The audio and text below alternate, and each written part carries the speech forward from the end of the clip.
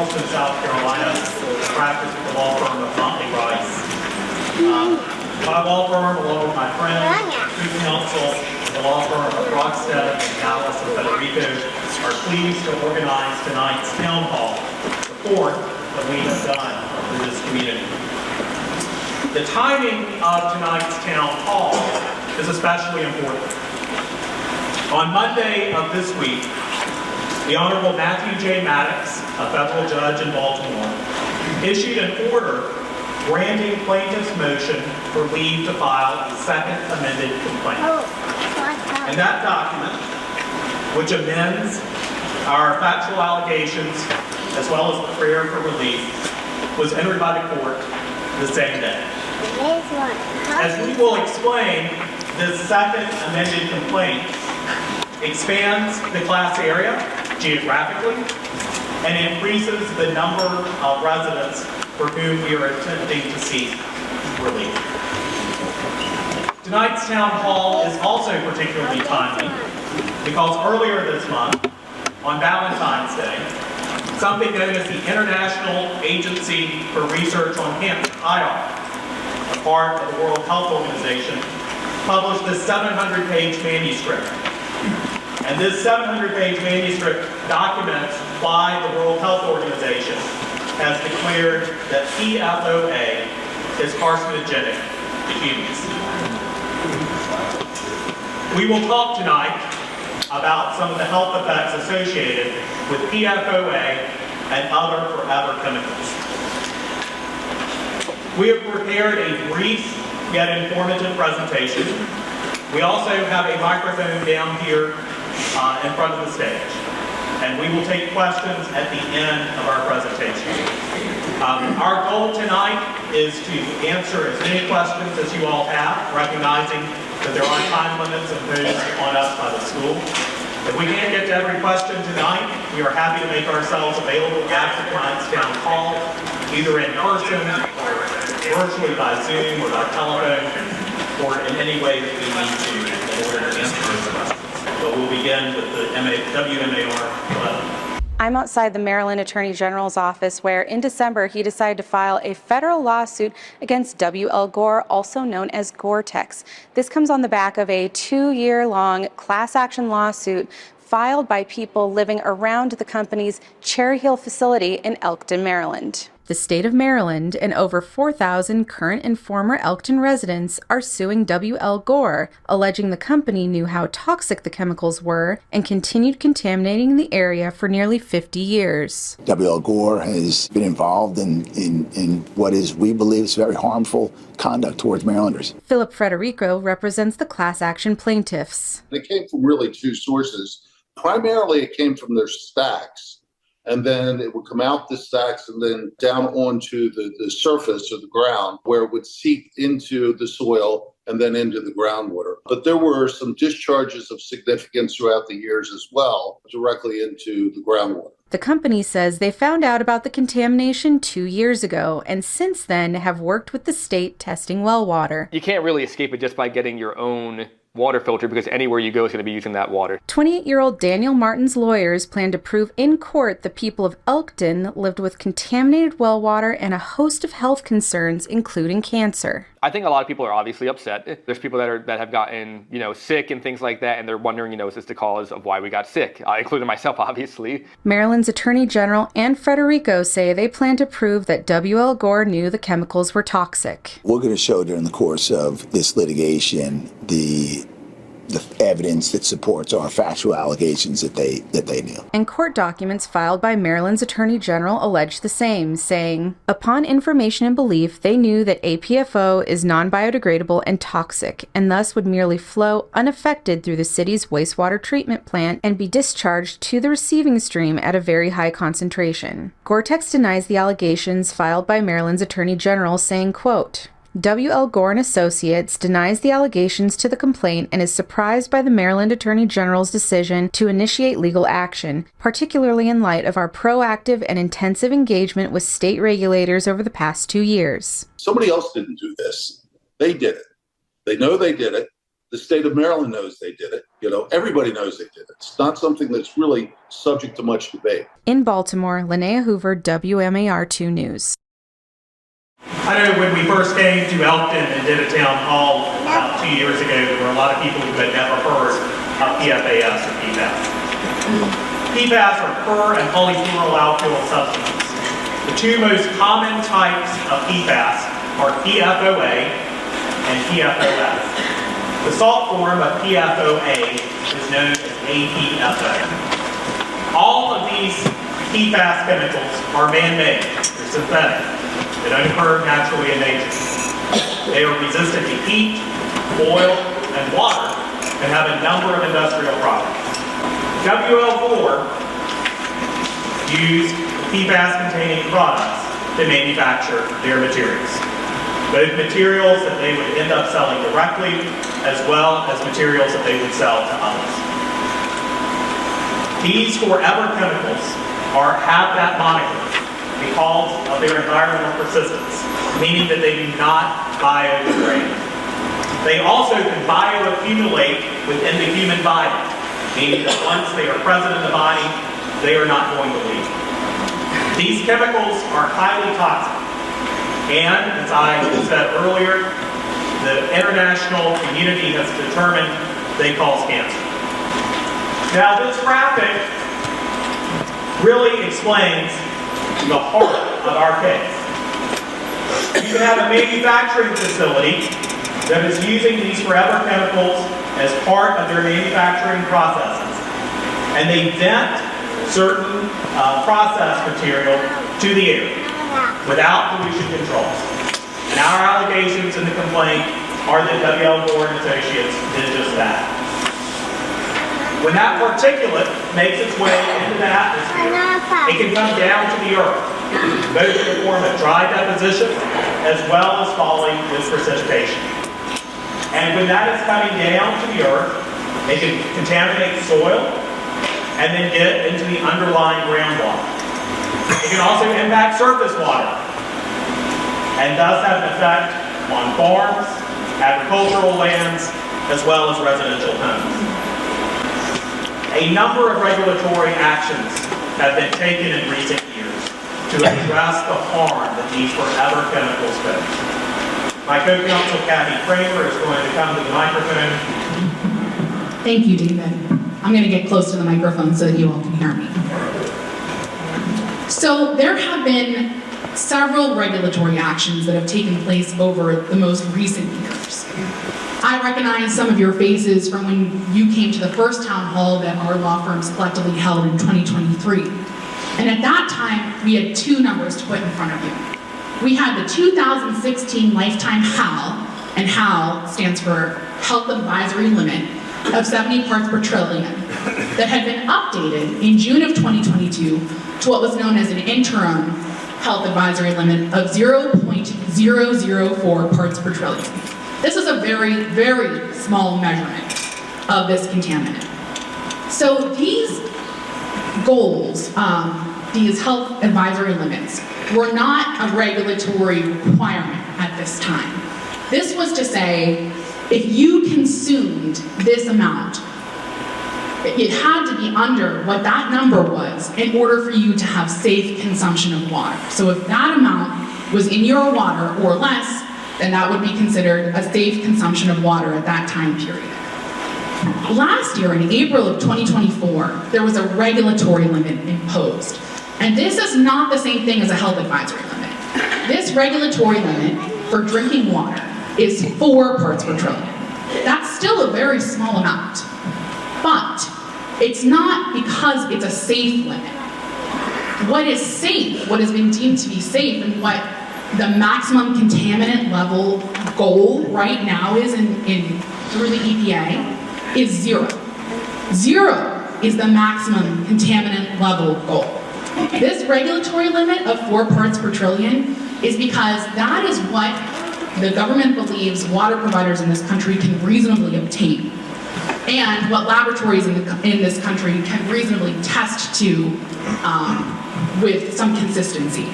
So, right now, the goal for anybody drinking water in this country, for your health, should be 0. Now, many of you in this community have had your water tested and obviously not have 0.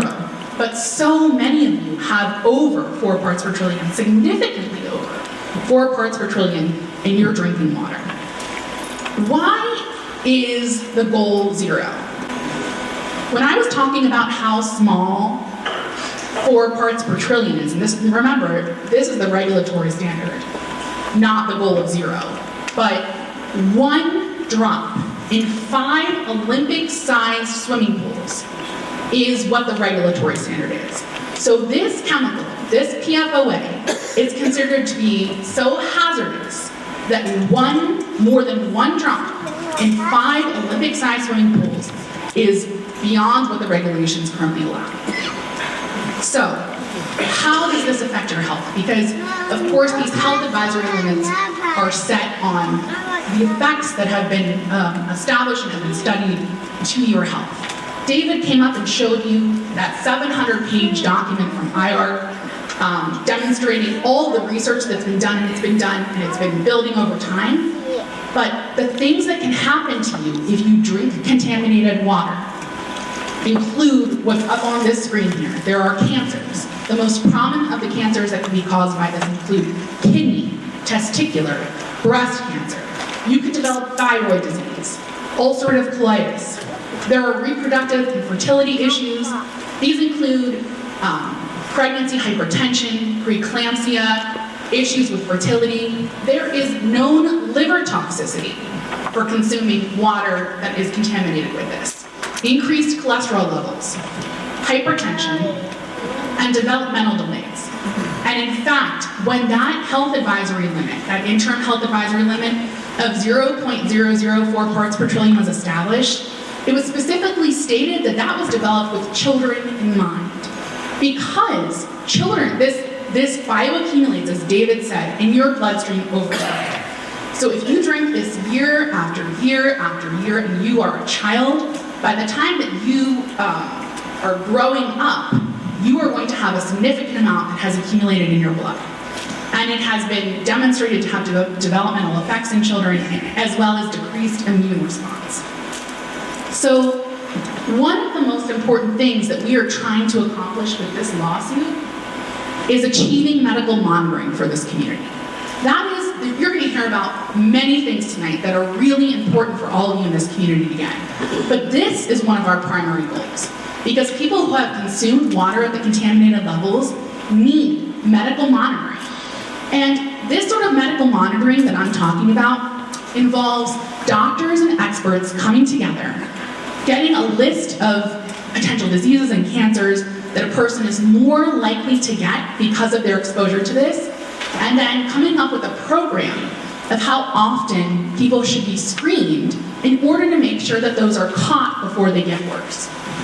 I have received calls from people in this community, people in this room, even in the last couple of weeks, who have had issues with kidney and new diseases and new cancers coming up that have been thankfully caught.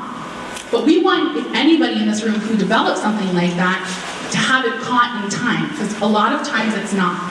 And this medical monitoring program is vital to catching these illnesses before they get worse. Now, as you can see up on this screen, in other cases where there has been contamination of these contaminants, like the Parkersburg, West Virginia case, the Hoosick Falls case up in New York involving single baby, they've established medical monitoring programs for the communities that serve those communities afterwards. And what we have right now is a lawsuit that was filed in 2023, no action by Gore to help us establish this medical monitoring program. We have 2 years of litigation, millions of dollars of money spent, instead of on a medical monitoring program, being spent to fight this community in getting what they need. So this medical monitoring program is one of the most important things that we hope to achieve for all of you in this litigation. And now I'm going to turn it over to Rebecca, who's going to talk about some of the other issues that are going to arise for you in this community. Thank you. Can you guys hear me? I'm very soft-spoken, so I'm going to do my best. So I'm sure a question on many of your minds is, how does this contamination affect your property? Generally speaking, the presence of contamination on your property with a known health effect will lead to decreases in property values. Measuring what that difference is called the diminution in the property value. In this case, we're looking at properties with PFAS-contaminated groundwater and soil specifically, and we're working with experts to help figure out how that presence of contamination affects your property values. As increased awareness of the contamination through testing, scientific literature, and the developing regulations that Kathy mentioned, as those things continue to develop, they can contribute to the decline in property values as well. So our experts, what they do is they look at a home in this area that has been impacted by the PFAS contamination, and they compare it to a house that is similar to that same property outside of the class area. The difference between those values is how they determine the impact to the property value. We're also working with experts to determine how property values for agricultural property are different. And that is something that, again, is developing as the science continues to develop.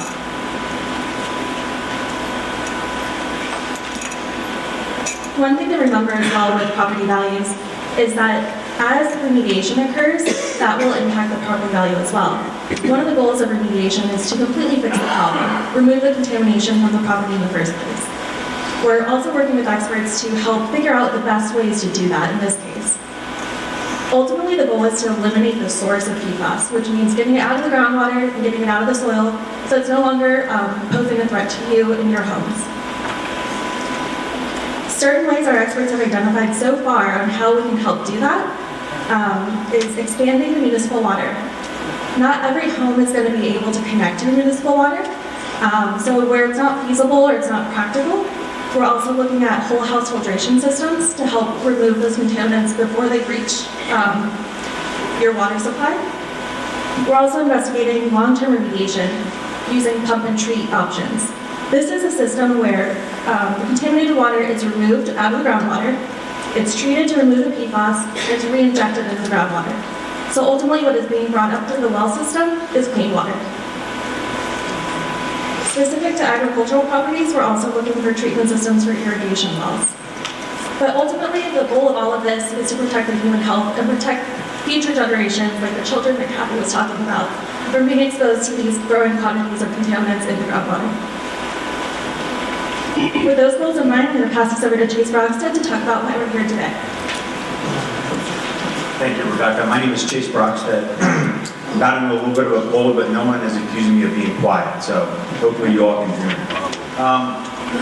So I'm here to talk a little bit about how we got here. It was May of 2021 when a former Gore employee and Elkton resident reached out to our law firm to talk to us about Gore's usage of PFOA in its manufacturing process. And upon hearing the story and learning a little bit more about the facts, we did what we do, which is we started to do some environmental testing around the Gore Cherry Hill facility. And our testing revealed high levels of PFAS in the groundwater and surface waters. We ended up filing a lawsuit on behalf of that individual, and we continued our investigation. And on February 1 of 2023, we filed a class action lawsuit against Gore at their Cherry Hill facility. We informed the Maryland Department of the Environment, MDE, of our findings, and we continued testing to look for elevated levels of PFAS contamination, including additional sources of PFAS contamination. And our investigation revealed contamination from the Fairhill and Appleton facilities as likely sources.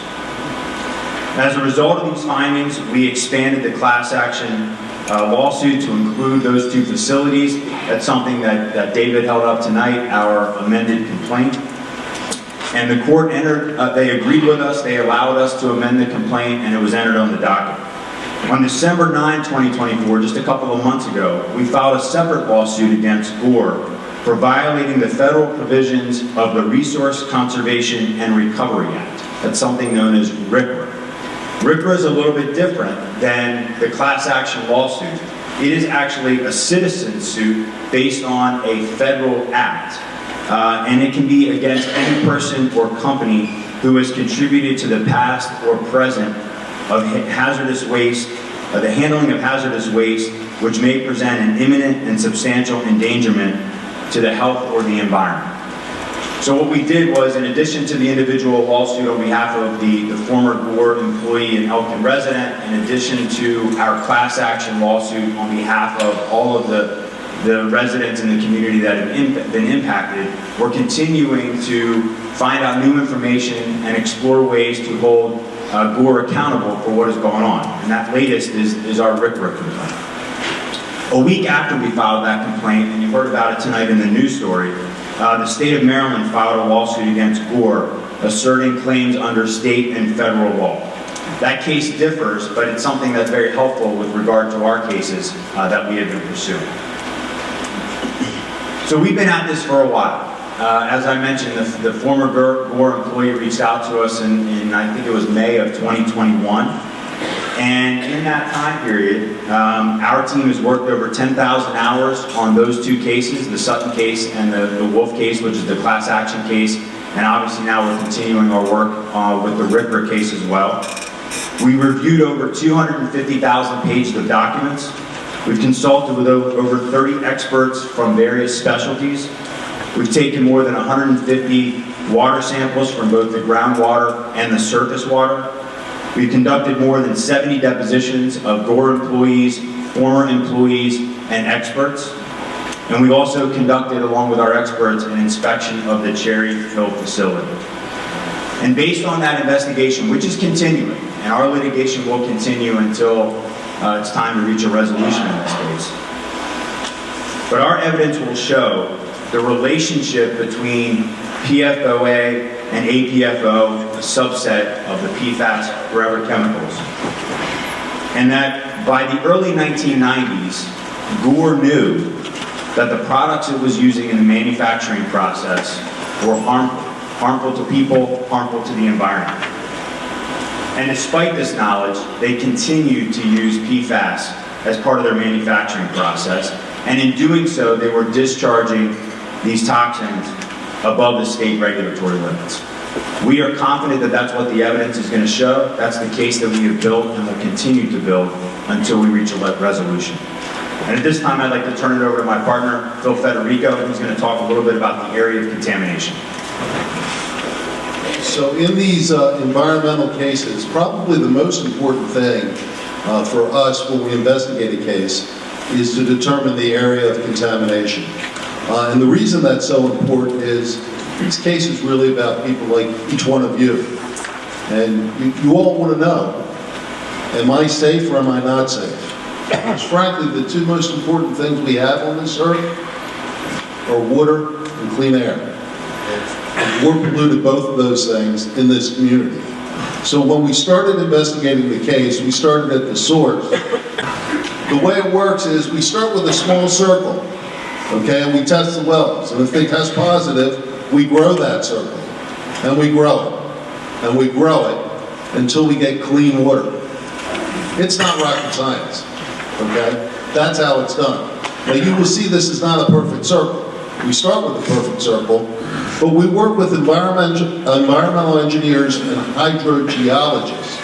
Because when you put water on the surface, okay, because of the topography and because of the type of soil we're dealing with, the water flows in different directions in different areas. And that's what our hydrogeologists specialize in. So based on our testing, you can see that this is not a circle, but this is in fact the impacted area that we have objectively confirmed with well testing has been affected with the PFAS that is in your groundwater. As we started to grow the circle with the Cherry Hill plant, we started getting to the north, top right, we started getting some positive hits. It didn't really make sense to us because the groundwater flow was more southerly, which is really what tipped us off to the fact that Fair Hill probably was an area of contamination as well. So we investigated Fair Hill more recently and determined that the houses in that area had been affected by the Fair Hill facility. To the bottom and to the right, that's Appleton South. We were picking up positive tests over there that we didn't expect, so we tested more thoroughly in that area. This is the current area of contamination. We can't say it won't change, but we think it's pretty good and probably will be pretty good for the future of the case. I'd like to go to the next slide and talk a little bit about the proposed class. We call it a class action. It's a class action complaint, but technically the class members are called putative class members because the class is yet to be certified. So really the only clients that we represent at this point are clients who have signed retainers. There are about 600 of you. And the rest of the people who live in the impacted area are eligible to be class members if the court certifies this class. We won't know if the court's going to certify the class till shortly before our actual trial date. So if you're a retained client, it's different than being a putative class member. There's attorney-client privilege with us. We regularly communicate with our clients by way of status letters. If they call, they want advice. Should I get my well tested? Things like that. We can give them advice. We can give them legal advice if you're a retained client. We have plenty of clients. We're not here looking for clients, but you should understand the difference between being a retained client and a putative class member. So water testing. I frankly think everybody in the country, no matter where they live, should get their water tested. Because PFAS, you all have heard of asbestos, haven't you? You've seen all the commercials on TV for people with mesothelioma for years? PFAS is the modern day asbestos. We're going to be dealing with this for decades. And so I really do encourage everybody to get their well tested. You can get a home test kit, which is fairly affordable, and while we're not allowed to use it in court, I think it's reliable enough for you to use and rely on for your purposes. Where court is concerned and evidence is concerned, we have to use certified labs and environmental engineers to take samples and do our testing for us. If you go to our website, there's a lot of literature on our website and some sources that you can have access to for purposes of learning about testing and actually getting your wells tested. So I would highly encourage people, if they haven't had their wells tested, to please get them tested. And I tell you, they're not that expensive, but this contaminated water moves over time. I mean, our hydrogeologists know exactly how many feet a year it moves from the source. So there are times when a well will test negative or normal, and you'll come back 6 months, a year later, and it'll be positive. So the goals for the community, what are we trying to achieve here? Clearly, clean drinking water is the most important priority. And the way to do that is either drink bottled water or filter the water and make sure it's a filter that is effective against PFAS. And we want everybody, every class member, if we're certified, to have clean water in their house. It has to be, you don't want it on the spigot or underneath your sink. You want a point of entry where the water comes into the house. You want that kind of filter that is effective for PFAS. The other thing we want to do is make sure that water, a lot of the properties here are not residential, they're agricultural. You're using water to water crops, to water livestock, and again, that requires filtration as well. And we want to make sure that all of our clients who have a farm or are otherwise involved in agriculture or livestock have clean water. The next thing we want to do is confirm that the emissions and the flow of water continues to be clean. And periodic testing of wells, as I mentioned before, is something we want them to pay for. You shouldn't have to pay for any of this, okay? Remediation, you heard Rebecca talk about the soil. The soil is contaminated, not just the water. That water, the water, the PFAS has to go through the soil to get to the groundwater. And you don't want your soil contaminated with PFAS. Again, it's a forever chemical, it doesn't biodegrade. So there's going to have to be some soil remediation for places that have higher concentrations. And there's also going to have to be some pump and treat, where they will actually pull highly contaminated areas, the water out, filter it, and put it back in. Your property, the value of your property has been diminished. Gore should compensate you for that. And my father used to tell me when I was a young man, he said, if you have your health, the rest of it doesn't matter. So our job is to determine who within this class has had a health effect and do what we can to compensate them for that health effect. One of the biggest problems with PFAS is it causes cancer. And cancer lives in your body for days, weeks, months, and years without you knowing it until it reaches what's called the clinical horizon and you get symptoms. If you can find that cancer before you become symptomatic, you have a much better chance of curing your cancer and living a long, and productive, and enjoyable life. That's what medical monitoring is all about. Going for tests on an annual basis, it'll find cancer when it's stage 1 and curable instead of stage 3 or 4 and terminal. So these are the things we want to achieve for you. You shouldn't be in this position. You didn't do anything to put yourself in this position. You know, that the Gore Corporation put profits over taking care of the community and being a really responsible corporate and environmental neighbor. So at this point, one of our class representatives by the name of Sarah Danforth was going to be with us tonight. She's got a young child that's ill and she couldn't come. But we have a clip from her, and she's a member of your community, and she wanted to tell you why she thinks it's so important for us to pursue this case.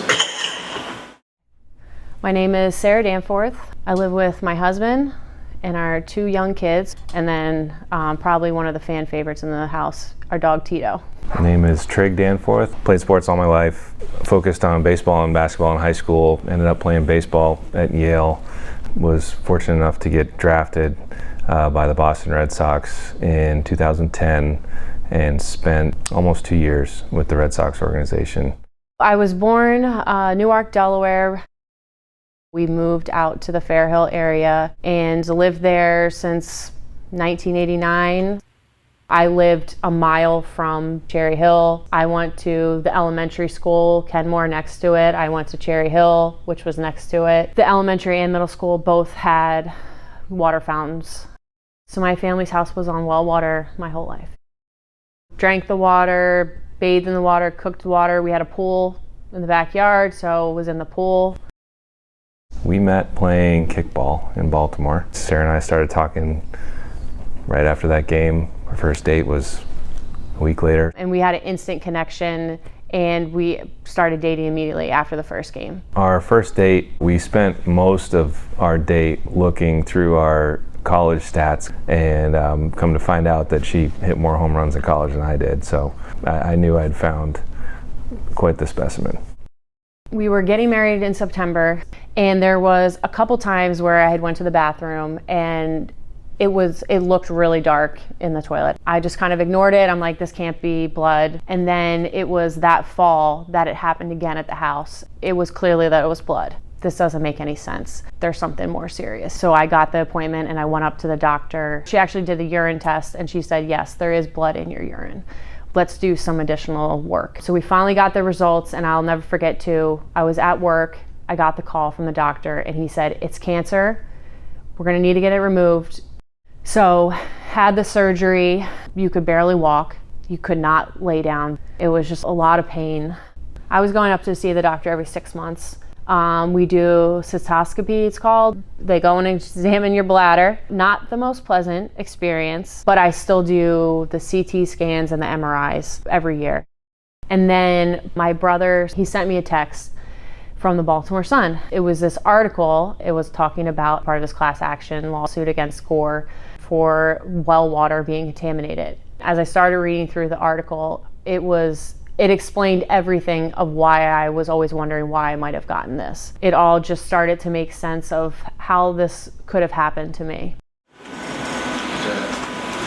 Well, a lot of people have stories related to this case. This isn't the only person to get kidney cancer or other illnesses. And it's not the only person who will get sick in the future as a result of the contamination that Gore is responsible for. Well, thank you all for coming.